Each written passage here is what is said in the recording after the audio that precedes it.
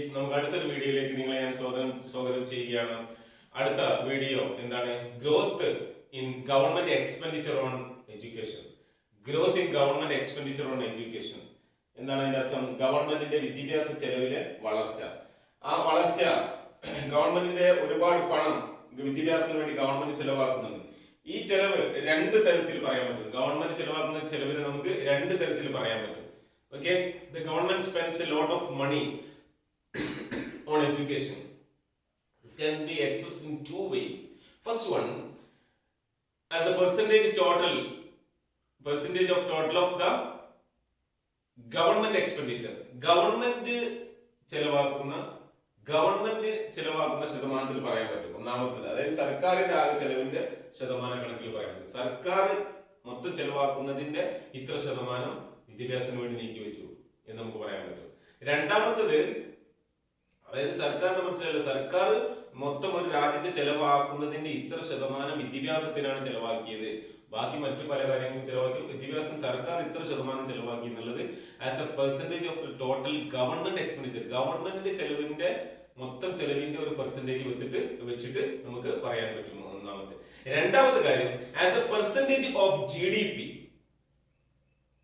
GDP-യുടെ ശതമാനത്തിൽ, മൊത്തം രാജ്യത്തിലുള്ള GDP-യുടെ ഇത്ര ശതമാനം വിദ്യാഭ്യാസത്തിന് വേണ്ടി ചെലവാക്കി എന്നുള്ളത്. അപ്പൊ അത് എത്ര എന്നുള്ളത് നമുക്ക് ഓരോന്നും നമുക്കത് മനസ്സിലാക്കാനുണ്ട്. ഗവൺമെന്റ് എക്സ്പെൻഡിച്ചർ എഡ്യൂക്കേഷൻ അത് എത്ര പെർസെന്റേജ്, ഗവൺമെന്റിന്റെ മൊത്തം ചെലവിന്റെ എത്ര ശതമാനം, GDP-യുടെ ചെലവിന്റെ എത്ര ശതമാനം വിദ്യാഭ്യാസത്തിന് വേണ്ടി ചെലവഴിച്ചു എന്നുള്ളത് നമുക്ക് ഓരോന്നും കാണാൻ പറ്റും. ഇപ്പൊ ഗവൺമെന്റ് എക്സ്പെൻഡിച്ചർ ഓൺ എഡ്യൂക്കേഷൻ എന്ന നിങ്ങളുടെ പുസ്തകത്തിലുള്ള ചെറിയൊരു ടേബിൾ നമുക്ക് പരിചയപ്പെടാം. ഒരു ചെറിയൊരു ടേബിൾ നമുക്ക് വരച്ചു നോക്കാം. First column year, second column നിങ്ങൾ നന്നായി വരയ്ക്കാം, GDP percentage, third column total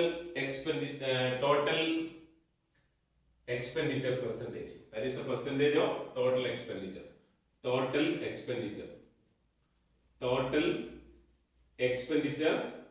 percentage. നിങ്ങൾ വൃത്തിയായിട്ട് എഴുതുക. ഓക്കെ. 1952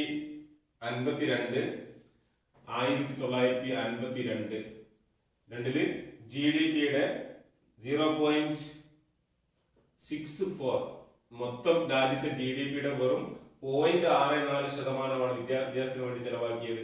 അത് ഗവൺമെന്റിന്റെതും കൂടിയിട്ട് ടോട്ടൽ വിദ്യാഭ്യാസത്തിന് വേണ്ടി ചെലവാക്കിയത് 7.92 മൊത്തം ചെലവ്. അപ്പോ ഇത് കഴിച്ച് ബാക്കിയുള്ളത് ഗവൺമെന്റിന്റെ ആയിരിക്കും. ഇനി അടുത്തത് 2002 ചെലവഴിക്കുന്നത് 4.02 GDP ശതമാനത്തിന്റെ 4.02 ചെലവാക്കി. മൊത്തം ചെലവിന്റെ 13.7. ഓക്കെ, 13.7. ഇനി അതിലെ നെക്സ്റ്റ് 2012 വിദ്യാഭ്യാസത്തിന് വേണ്ടി ചെലവഴിച്ചത് മൊത്തം GDP-യുടെ 3.31%. ഇവിടെ താരതമ്യേന കുറച്ച് കുറഞ്ഞു. Then total 11.7%. ഇങ്ങനെയാണ് government expenditure and GDP expenditure on education, വിദ്യാഭ്യാസത്തിന് വേണ്ടി ഗവൺമെന്റ് ചെലവുകൾ കാണിക്കുന്നത്.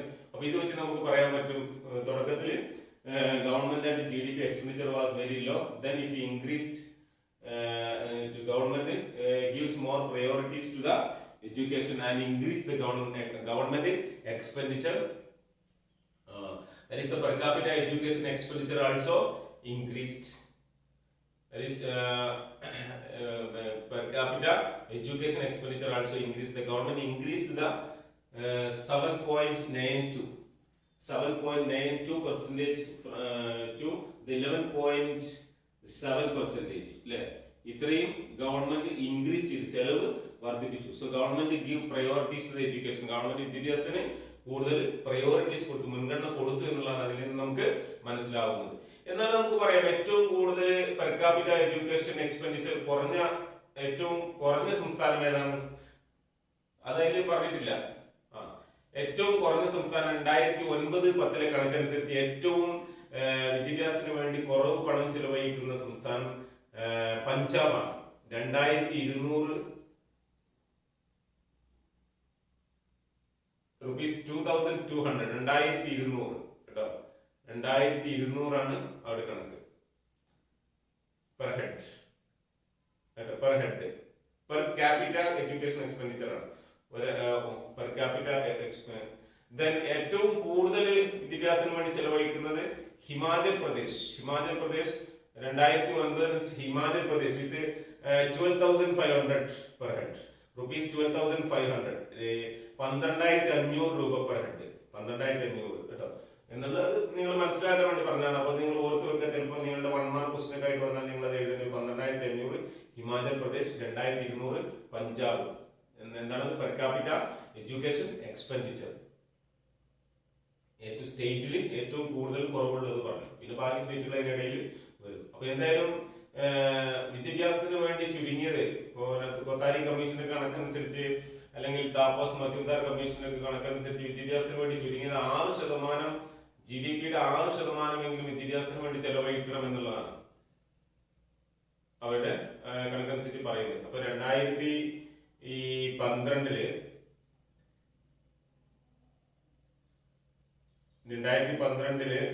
എഡ്യൂക്കേഷൻ വിദ്യാഭ്യാസത്തിന് വേണ്ടി ചെലവഴിക്കുന്നത് ശരിക്ക് 3.31% 3.31% അല്ലേ 2012 GDP-യുടെ.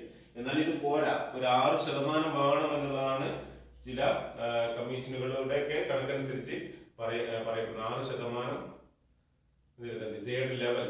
എന്നാലേ നമുക്കൊരു അഭിലഷണീയമായിട്ടുള്ള ഒരു ലെവൽ വിദ്യാഭ്യാസത്തിന് വേണ്ടി ചെലവഴിച്ചെങ്കിൽ അഭിലഷണീയമായിട്ടുള്ള ലെവലിൽ എത്താൻ പറ്റുള്ളൂ. ഇവിടെ 3.31% എന്നുള്ളത് പോരാ, 6% വേണം എന്നുള്ളത്. അപ്പോൾ അത് നിങ്ങൾ ഓർത്ത് വെക്കുക. അപ്പൊ ഏതായാലും ഈ ആ ഒരു കാര്യം വിദ്യാഭ്യാസത്തിന് ചെലവ് എന്നുള്ള ആ പട്ടിക വെച്ചിട്ട് നിങ്ങൾക്ക് വിശദീകരിക്കാം. ജസ്റ്റ് നോക്കുക. ദെൻ എഡ്യൂക്കേഷൻ സെസ് എന്നുള്ള ഒരു ഭാഗമുണ്ട് ഇതിൽ. അത് നിങ്ങൾ ശരിക്കും ഓർത്ത് വെക്കണം. പരീക്ഷ എന്താണ് എഡ്യൂക്കേഷൻ സെസ് എന്ന് പറഞ്ഞാൽ? Yes, education cess. The central budget 2004 and 5 2004-2005 budget levied an education cess for 2% of all union tax. എല്ലാ യൂണിയൻ ടാക്സിന്റെയും കൂടെ, എല്ലാ സ്റ്റേറ്റിലെ എല്ലാ യൂണിയൻ ടാക്സിന്റെയും കൂടെ 2% വിദ്യാഭ്യാസത്തിന് വേണ്ടി സെസ്, എഡ്യൂക്കേഷൻ സെസ് പിരിക്കാൻ വേണ്ടി പറഞ്ഞു. 2004-2005 ഇത് ചുമത്തിയത്, ലെവി ചെയ്തത്, ചുമത്തിയത് കേട്ടോ. അത് ശരിക്കും ഓർത്ത് വെക്കുക. സോ ദ റവന്യൂ പ്രൊസീഡ്സ് 2006-2007 6000 കോടിയുടെ മുകളിൽ വരുമാനം ഇതിൽ നിന്ന് കിട്ടിയിട്ടുണ്ടെന്നുള്ളതാണ് സെസ് അനുസരിച്ച്. ആ 6000 കോടി രൂപയും വരുമാനത്തിൽ കൂടുതൽ ഭാഗവും എലിമെന്ററി എഡ്യൂക്കേഷന് വേണ്ടിയിട്ടാണ് ചെലവാക്കിയത്. എന്ന് പറഞ്ഞാൽ പ്രൈമറി എഡ്യൂക്കേഷന് വേണ്ടിയിട്ട്, പ്രാഥമിക വിദ്യാഭ്യാസത്തിന് വേണ്ടിയിട്ടാണ് ഏറ്റവും കൂടുതൽ ചെലവഴിച്ചത്. എന്തുകൊണ്ടാണ്? പ്രാഥമിക വിദ്യാഭ്യാസത്തിലാണ് കൂടുതൽ കുട്ടികൾ പഠിക്കുന്നതും കൂടുതൽ പ്രശ്നങ്ങളും. പിന്നെ അതിന് പുറമെ ആയിട്ട് മറ്റ് ഉന്നത വിദ്യാഭ്യാസത്തിന് വേണ്ടിയിട്ട് സ്കോളർഷിപ്പുകളും, പിന്നെ അതേ രീതിയിൽ ബാങ്ക് ക്രെഡിറ്റ്, വായ്പാ പദ്ധതികൾ available for the higher education, പിന്നെ ഉന്നത വിദ്യാഭ്യാസത്തിന് വേണ്ടിയിട്ടുള്ള ബാങ്ക് ക്രെഡിറ്റുകൾ സ്ഥാപിക്കാനും അതേ രീതിയിൽ സ്കോളർഷിപ്പ് നൽകാനും ഒക്കെ കുറച്ച് പണം ചെലവഴിച്ചു. ബാക്കി പണങ്ങൾ കൂടുതൽ ചെലവഴിച്ചത് ഒരു എലിമെന്ററി എഡ്യൂക്കേഷന് വേണ്ടിയിട്ടാണ് സെസ്സിന്റെ കൂടുതൽ പണം ചെലവഴിച്ചത്. അപ്പൊ എഡ്യൂക്കേഷൻ സെസ് എന്ന് ചോദിച്ചാൽ നിങ്ങൾ എഴുതേണ്ടത് എന്താണ്? That is the central budget. Central government ചുമത്തിയ നികുതിയാണ്. സെൻട്രൽ ഗവൺമെന്റ് ബജറ്റ് 2004-5 2004-2005 ബജറ്റിൽ ലെവീഡ് ആൻഡ് എഡ്യൂക്കേഷൻ സെസ്. അവര് ഒരു എഡ്യൂക്കേഷൻ സെസ് എന്ന് പറയുന്ന നികുതി ചുമത്തി. ആ നികുതിയാണത്.